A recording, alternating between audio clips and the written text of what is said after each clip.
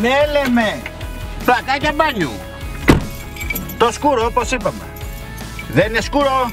Μισή ώρα από εδώ είναι ένα πρωτοπροαστιακό τότε. Άμα τι θα τα κουβαλήσω, έχεις δίκιο.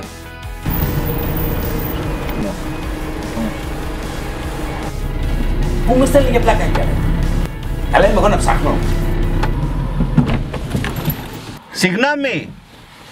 Φίλος. Торгоня, τα σκόνια. Ορίστε. Τα κόνια, τα ραφάτσα.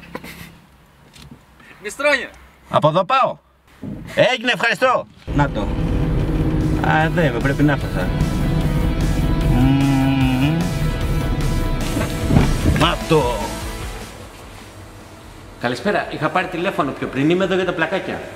Ας τα εκεί. Όχι, δεν καταλάβατε. Δεν έχω εγώ πλακάκια. Και τι δουλειά έχεις εδώ? Ήρθα να αγοράσω πλακάκια. Έχει ένα μαγαζί, είναι 5 χιλιόμετρα από εδώ, μ' αμάξισε. Συγγνώμη, δεν πουλάτε εσείς πλακάκια? Μπορείτε να μου δείξετε? Λοιπόν, έχει ένα πλακάκι εδώ πίσω, είναι πίσω τον κύριο. Το μπλε, κοίτα το μπλε. Ποιο μπλε, κύριε? Το μπλε, εκεί κάτω. Αυτό εδώ καλά είναι.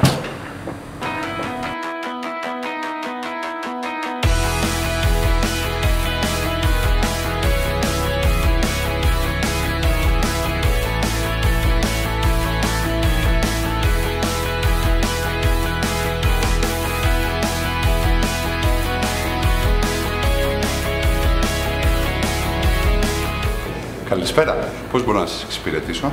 Ψάχνω πλακάκια για τον μπάνιο. Θέλετε να περάσουμε από εδώ?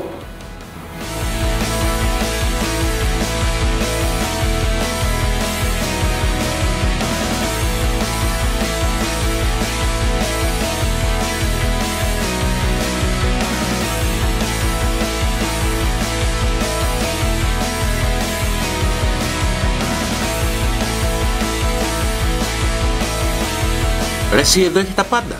Και για μπάνιο, και για δάπεδο, και για κουζίνες.